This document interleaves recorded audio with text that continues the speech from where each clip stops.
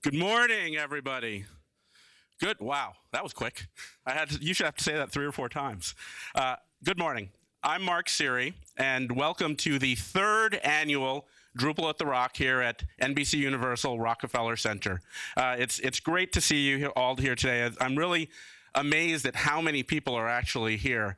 And I really want to thank and express our gratitude that you traveled, in many cases, great distances to be here. So to that end, how many of you are here from overseas? That's okay, 2. All right, yeah, well, we're getting there, we're getting there. How many of you are here from the West Coast or Florida? Okay, that's a little better. How many of you are here from the 3rd floor? Okay, well, someone called John and Keegan and let him know he needs to get up here. So, but no, thank you. I also know that there are a lot of faces that I recall from years prior, but there's a lot of unfamiliar faces as well. How many people are here for the very first time? Wow, that's impressive. I bet you had no idea that NBCUniversal has a meeting room designed to look exactly like a dentist's office. It's a big hit on all the tours. Anyway, again, thank you for being here. This is a great event. You know, when people ask me what I like about Drupal and what I like about using this technology for publishing, obviously there's great things about it being open source. I'll get back to that later. But the number one thing to me that makes this a great thing to be a part of is the community. And when I say community, I'm not just talking about the 40,000 developers at 40,000? Angie? 20,000. Oh, what? We've lost 20,000 developers? And the 20,000 developers who contribute to the project on a daily basis and make the product better. But I'm really speaking about the community that's here. We have a great set of presentations today from a fantastic set of presenters, both inside of NBCUniversal and outside. We've got Angie and Dries and our friends from Acquia. We've got a bunch of people I just found out from other media companies here today that are using or considering using Drupal. But I actually think that a huge amount of the value that you'll get today is from each other. And we always talk about this. Half the value's up there, half the value's back there. And there's an amazing feeling that you get when you know that there's a community of users and developers within the company you're in who are all striving to solve the same problems you are. And that these people can be counted upon. You can reach out and talk to them and ask them questions and work with them to make your daily stuff better, make your stuff work better, make your businesses operate better, more efficiently. And this is something that's really unique to this group and this community. You don't see Dr. Oz walking into Jimmy Fallon asking to borrow some of his material. That sort of sharing doesn't happen in other parts of our business. But that's something that we really can do. And I believe, Chris, you and Michael will be talking a little bit about the internal open source model that we're talking about here. And so when you think about that, it really makes you all very unique in this company. You are the only group where the more of you there are, the more individually valuable each one of you is. So like you go back to your business and you say, okay, I've got a problem to solve. I can now tap into dozens of people who are working in the same frameworks and working on the same code to help me solve that problem. You become 50 times more valuable to your business that way. And that's a pretty awesome superpower. So I think that that's something you really should think about, and think about making sure that you take away from today, that you meet somebody new, that you make a friend, and you make a connection that could come in handy at some point in the future. So for me, like I said, this is the 3rd DrupalCon. I feel very gratified that this technology and this community has taken off here at NBCUniversal. Some of you know that I've actually recently moved on to a different role. We've consolidated the technology teams under our new rockstar CIO, Atish Banerjee. And that's going to mean great things for the development teams and for the people who work on them, and also for the teams that work with them.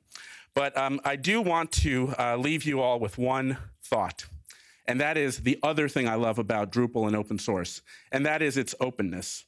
And I'm not just talking about the fact that you can work on code that other people contributed and that you can see into the source and you can be aware of everything that's going on. I'm talking about the state of mind around openness.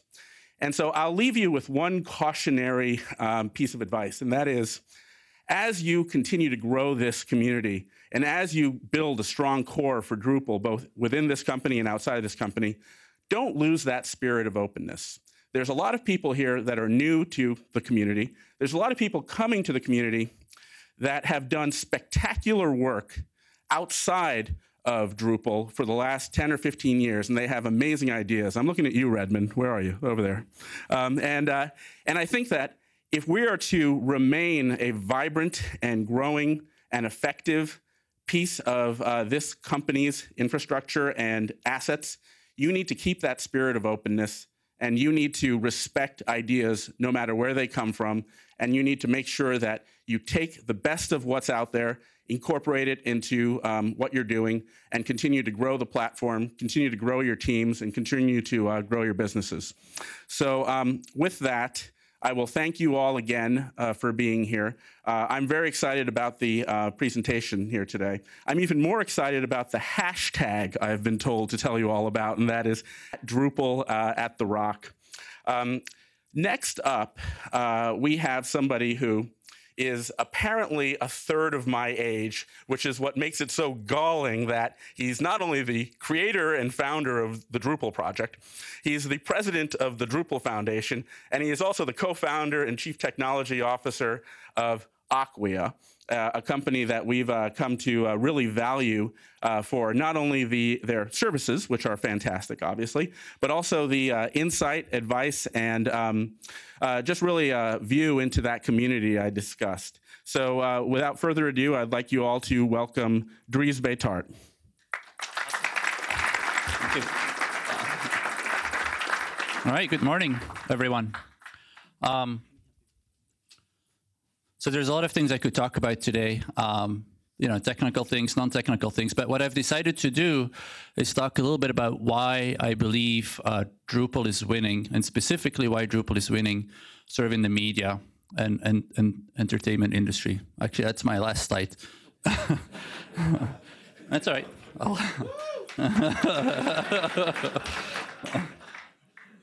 There we go. That's the first slide. Awesome. All right. So here we go. Before I start, I want to talk a little bit about Drupal and give you some examples of you know, where Drupal is today. And as you know, Drupal powers, you know, roughly 2.4% of all the websites in the world. So it's a little bit more than 1 out of 50 websites, which obviously is you know, a lot of sites, but it's also a small number. That means we have a lot of growing to do as well. We have thousands of contributors. To give you a quick example, Drupal 7, which is our current major version of Drupal, we accepted patches from more than 1,000 different people. And that's just for Drupal core. In addition to that, there is, you know, lots and lots of modules developed by even more people. And so literally thousands and thousands of people are contributing to Drupal every day. And another interesting number is that for some reason we have over 1 million registered users on Drupal.org, and our website attracts more than 2 million unique visitors a month, which, you know, is always shocking to me because, frankly, the Drupal website is pretty boring. It's just a website about the CMS. It's not like you get the local weather, you know, report or something from that website, but yet it manages to attract a lot of people. And then the best part is that, you know, all of this is done for free by a very passionate community, 24/7, 7 days a week, day and night, all around the world. We're building this software together. And so I wanted to give you a few quick examples of some Drupal sites. You know, a lot of artists are using Drupal. Sony Music, Warner Music, and other large music companies have really decided to standardize on Drupal for pretty much all of their big brands, as you can see. There is more. And so there's a lot of interesting things about this, which I'll talk about in a second. But it gives you a sense of why it makes sense to standardize on Drupal. And there's even more. I don't even know this band. Yeah, and so, you know, some of these websites get a lot of traffic. Warner Music got like 90 million, you know, HTTP requests on a single day. There is websites like Foreign Policy. I believe that over 70 million requests on a single day. Same thing with Al Jazeera, which is also a Drupal website. Lots and lots of big websites in the media and entertainment industry, as you can see. And so one of the things that we see happen as I travel and I meet with lots of media companies, and specifically in New York, it looks like the world looks a little bit like this, where in 2005, I would say most of these media companies have a lot of different websites, small websites, medium-sized websites, and large websites. And for each of those websites, they've been using different technologies, different CMSs. And one of the things I see today across a lot of media companies is that they're starting to standardize on Drupal, and this is 2011, as well as WordPress, sometimes on the low end. But on the for medium-sized websites, a lot of these organizations are going Drupal all the way. And even today, we see more and more organizations explore Drupal for their largest websites as well, which is obviously very exciting for us. All right, so why is this happening? I want to talk a little bit about that in this presentation. And so I believe there's 4 big reasons, and I want to touch upon them all 4. The first one is integrations, all right? And so as you know, Drupal is open source, and I believe everybody knows what open source is. But it's first and foremost, it's a license, right? It's a license that provides a number of freedoms that come with the software. And the first freedom is a freedom to run the program. And that means everybody can download it and install it and use it for free. There's no license fee. But that's not unique to open source. That doesn't make Drupal any different from, say, freeware, which is also, gratis software. And so these additional freedoms, it's a freedom to study the program, to look at the source code, and to make changes to the program.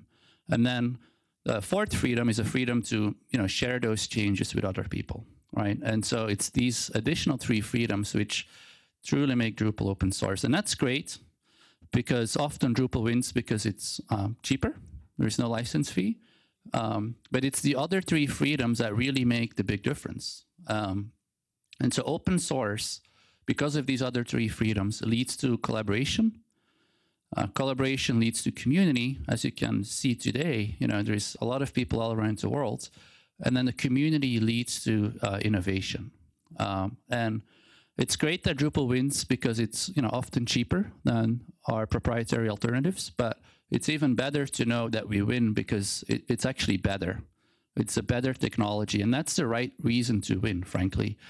And it's better because there's so many people in the community that built all of these modules. And just to give you a quick idea, there's over 15,000 modules or plugins or extensions.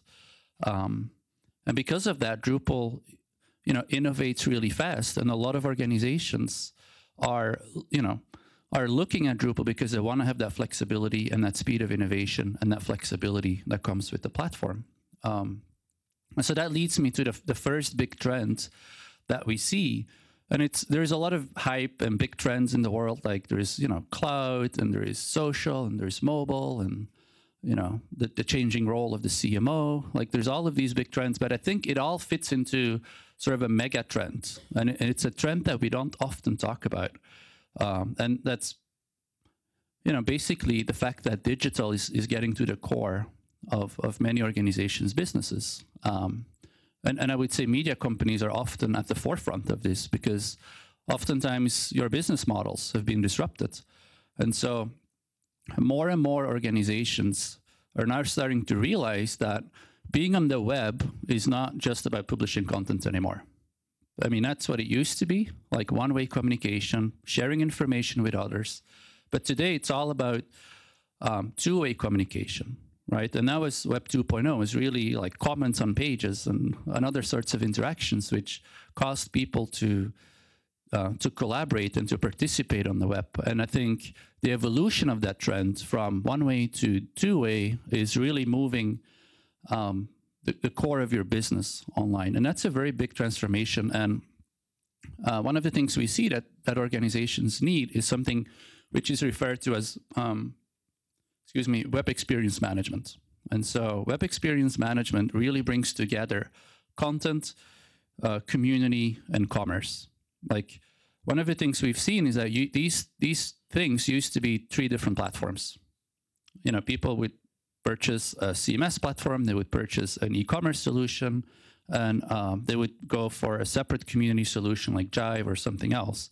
More and more, we see these 3 things coming together. We believe these are actually $3 billion markets merging into a single market. And the reason people need these 3 things is because they ultimately, to move the core of their business to the web, they need to attract more people. They need to be able to engage with them through great content and community. They need to influence those people, and ultimately, they need to convert their visitors to something, whether it's an e-commerce transaction, whether it's you know, something else. There's some sort of conversion that's usually happening at these websites, right? And then obviously people need to, you want people to retain, you want them to come back. And organizations like yours are getting increasingly more sophisticated in doing this. And you're using a whole slew of different tools, you know, from user-generated content to email integration to, you know, deep integration with CRM systems like Salesforce and stuff like that, marketing automation tools like Marketo, multi-channel publishing, not just mobile and the web, but also Twitter and Facebook, and getting the word out on these channels. And then very targeted, very good personalization, analytics, because you want to know what's working and what's not working, search engine optimization to get the people to come, and then digital asset management as well, with the ability to share content across multiple websites and so forth. And frankly, it's a very daunting world. There is a lot of tools in the marketing technology landscape, which more and more organizations you know, are starting to stitch together basically into a single platform. And it's more relevant than ever. And there's actually a great example. If you search on Google for flights to London, you know, you see a couple of hits. You see Iceland Air and Continental. These are the 2 top hits. Now, if you look at Iceland Air, they've built an amazing experience. Like, look at this. You search for London, you click through, and here you are. You find yourself on a site. It has London. It has an image of London. It actually filled out Boston because I did the search from Boston. So it looked at my geolocation to pre-fill out some forms, and it gives me a really targeted, optimized experience. And so to do so, they're using a lot of these different tools. Right? So they pre-selected London as a destination. There's a relevant image, Boston as the origin, and so forth. Now, if you do the same thing with Continental Airlines, if you click on the link that comes up, you get this, right? So no Boston, no London, useless promotion. Like, why would I want a credit card? I want to go to London. But yeah, that's how a lot of these organizations still work. And so there's a massive opportunity ahead of us to help organizations get this, and, you know, have them use these different tools, you know, and put it together so that they can deliver really great experiences and really move the core of their business to the web. And so it's a big trend, and I believe that's where Drupal has to go. I think we are slowly evolving from a CMS to a web engagement management systems. And so that really means that we need to integrate with all of these systems. You know, remember the big slide with 1,000 different icons? To do this well, Drupal needs to integrate with a lot of these technologies. And today we're really good at that. The fact that we have 15,000 modules because of the community and the innovation coming from the community is really valuable and allows organizations to build these very custom things pretty quickly. So big trend, and I think we are well positioned for this consolidation of community content and e-commerce, because we have native solutions in Drupal, as well as a lot of the integrations necessary to complete that picture. All right, so the next big thing is platform. You know, a lot of large organizations like yours, frankly, 10 years ago, they didn't have a website, or you may have had one website or maybe a couple. But nowadays, a lot of organizations find themselves in a situation where they have a whole lot of different websites. And frankly, some organizations, hundreds. I was at Stanford University last week, actually, and they had 2,500 Drupal sites, which were built by different groups and departments. You know, it's kind of the crazy, and not just their Drupal sites.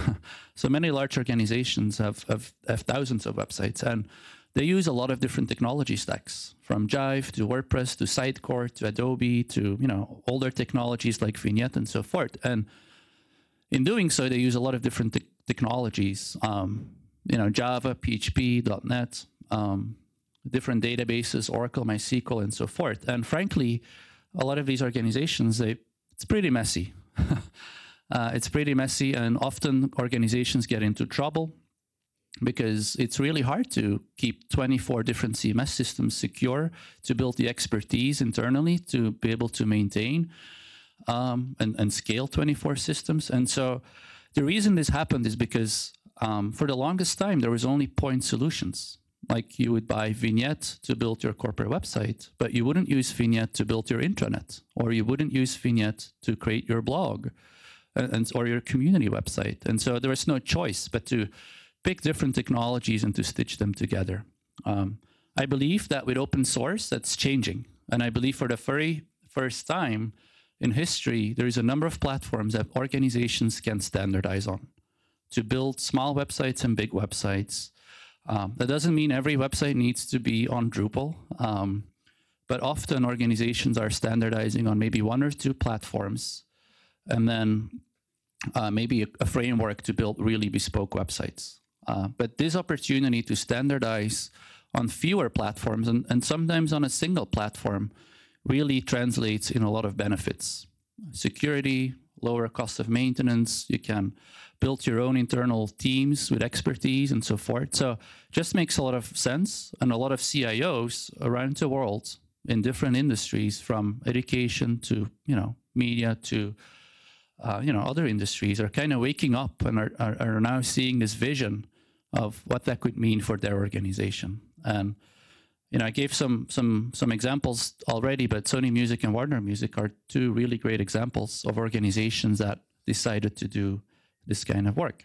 Now, if you believe in Drupal as a platform, if you believe that it makes sense to standardize on fewer platforms, and if you believe you're going to have hundreds of Drupal sites or even a dozen Drupal sites, then the next logical question is, how do you want to host it, right? And today there's a lot of different solutions. You can host it internally. It has a certain cost. You need to buy the server, set up the servers. You need to keep those running. But thanks to the cloud, there's other solutions like infrastructure as a service. In this case, you don't really have to worry about the servers or the hosting. You just worry about the software that's on the server, like from the operating system to the application. The next level up is platform as a service.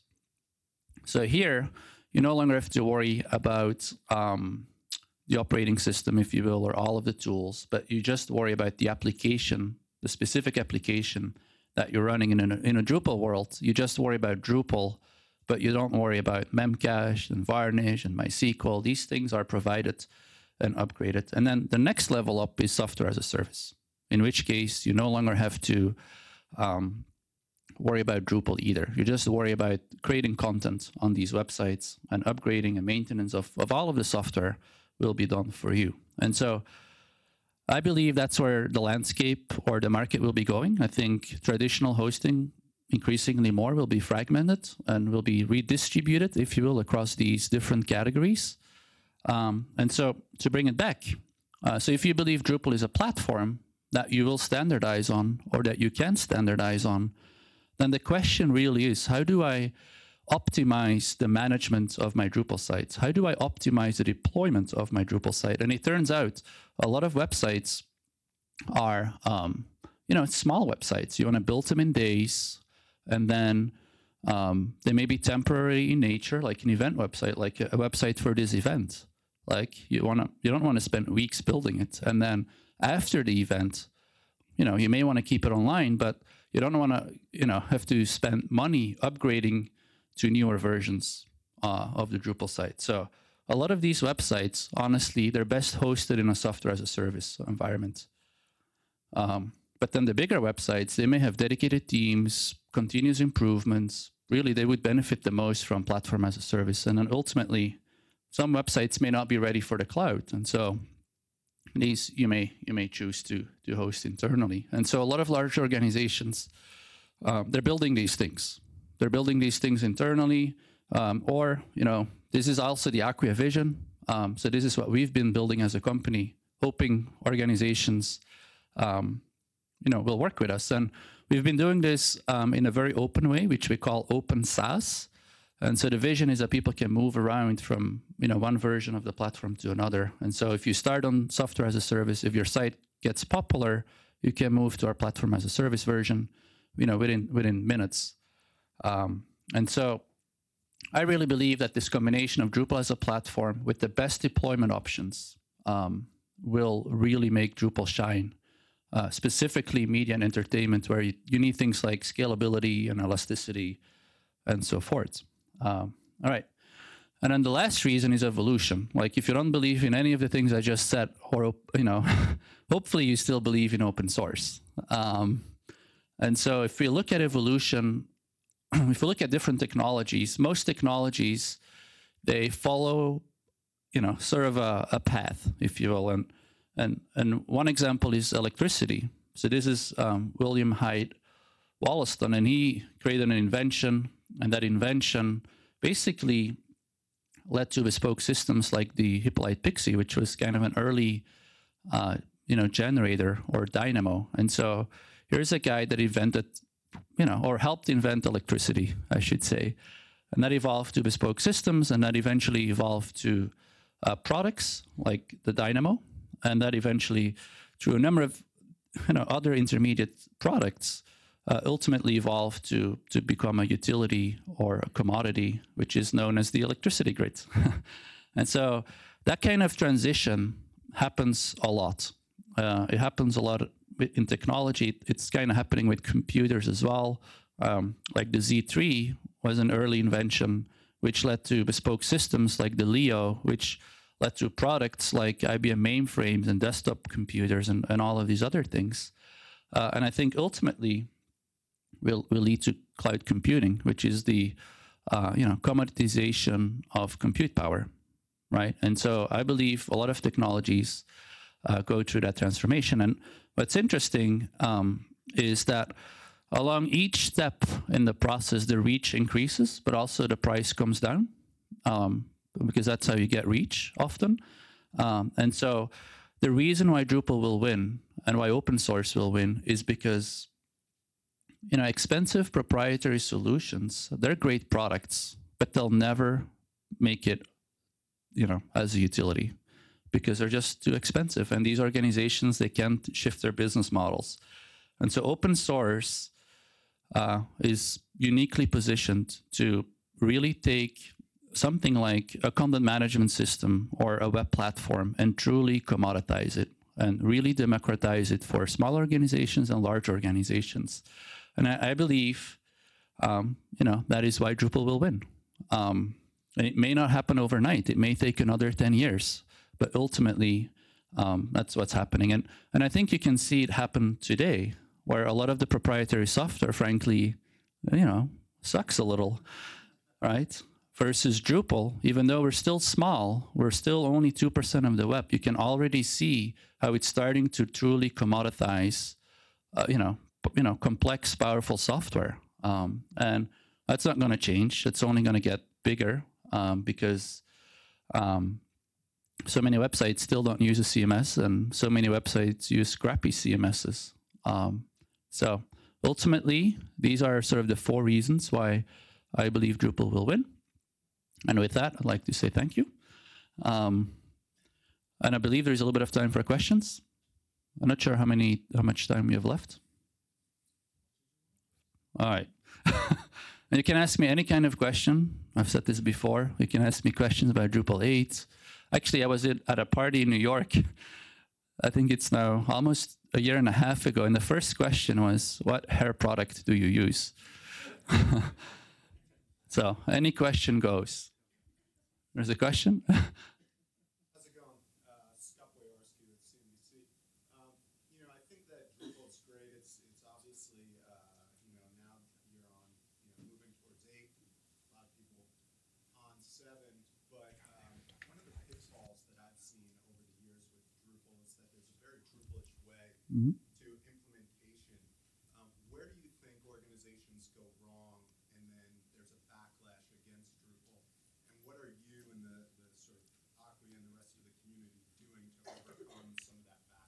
Right. So I don't know if everybody understood the question, but I'll try to repeat the question real quick, which is there is kind of a Drupal way to do things, and it takes a little bit of time for organizations to learn this, and often first time around people make mistakes, and that can translate into a backlash. And what is it that we're doing against that? Was that correct? All right.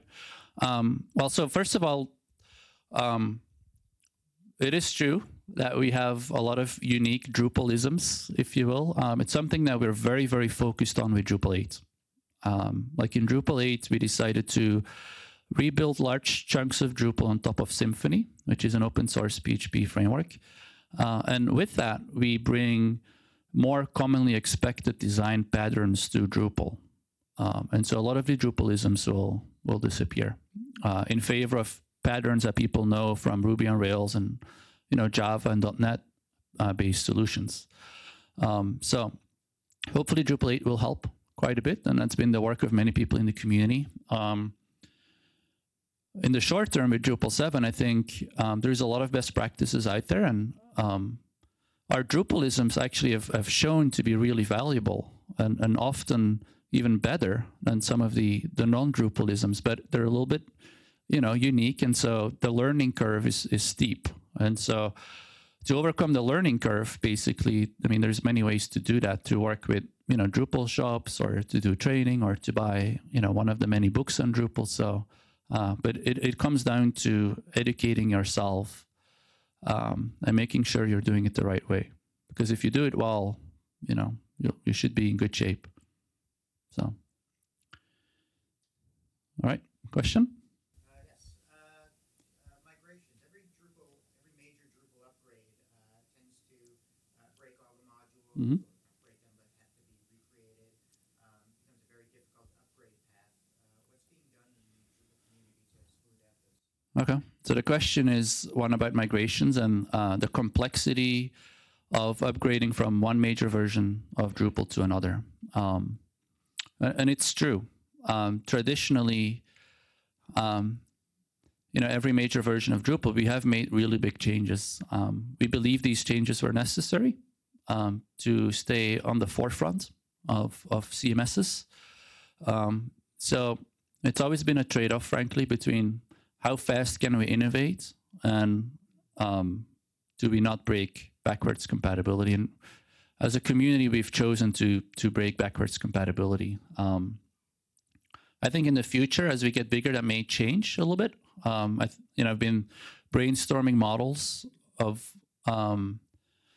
of ways to maintain backwards compatibility for a while. Of course, the trade-off that we need to make is to build legacy layers in your software. It has performance issues, or has a performance cost, because especially in the PHP world, which is a scripted language versus a compiled language. And then also it has an impact on the velocity that we have as a community, because now our developers need to do more work, right? And so that's a discussion, really. Like, do we trade speed of innovation for backwards compatibility and easier upgrades? And I think we may be at a point where we want to move the dial a little bit. And I can talk about that separately. In the meantime, it is true that it can be hard to upgrade Drupal sites. There's a lot of best practices, again, that will help reduce the pain. So I would make sure you follow these best practices. And I see a lot of organizations that built their first Drupal site. It's a very painful learning lesson, frankly. And then after one or two websites, you really understand how to do it well, and then it becomes much easier. So again, make sure you understand the best practices, work with people that have done this before, and try to learn from them. And then there's also a number of tools available, like Coder Module and some other tools that will help you upgrade. They'll attempt to do programmatic upgrades, which doesn't work, but it will get you somewhere. It will help you. So these are helper tools as well. So there's a bunch of tools, and there's presentations online you can find from DrupalCons that explain some of these tools in more detail. So, another question?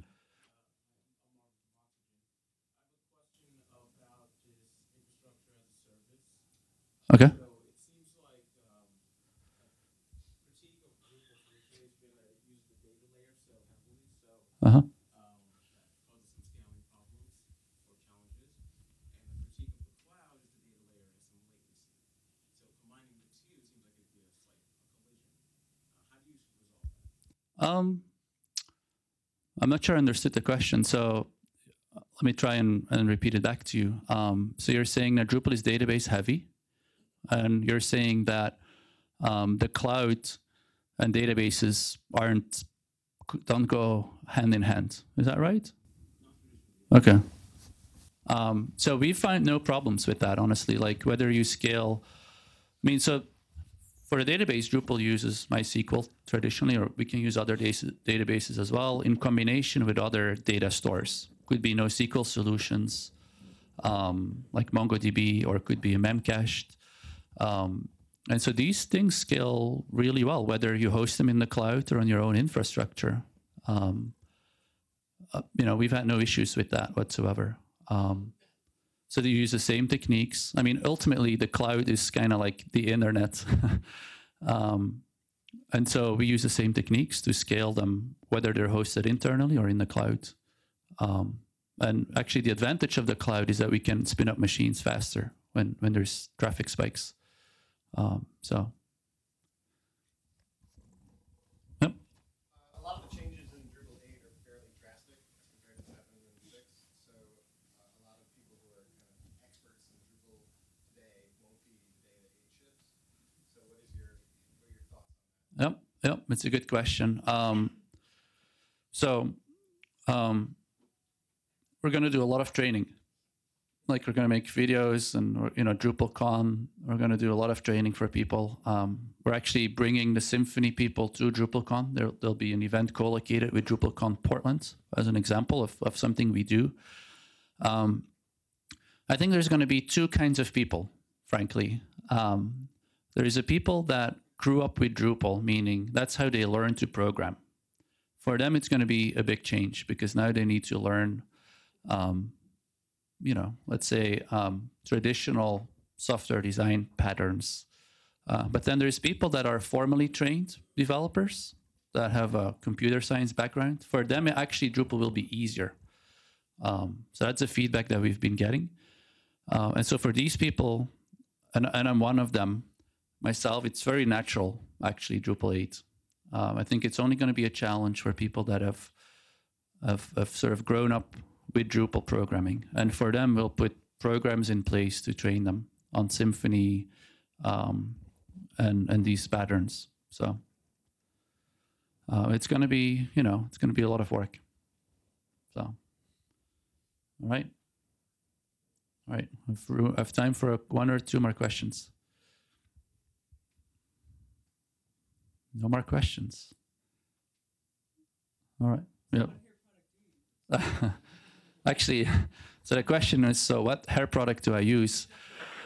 And so the sad news is like about 2 months ago, they stopped, like I was using something from Garnier, like it's a French thing, which was readily available in Europe, right? But it was actually available in the US too, until 2 months ago.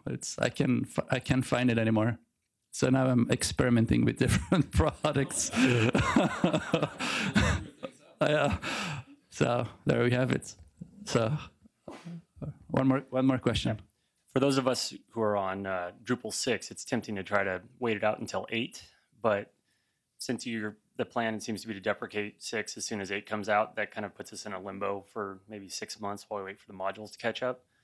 Is there? Yeah, that's a great question. So I wouldn't wait for 8.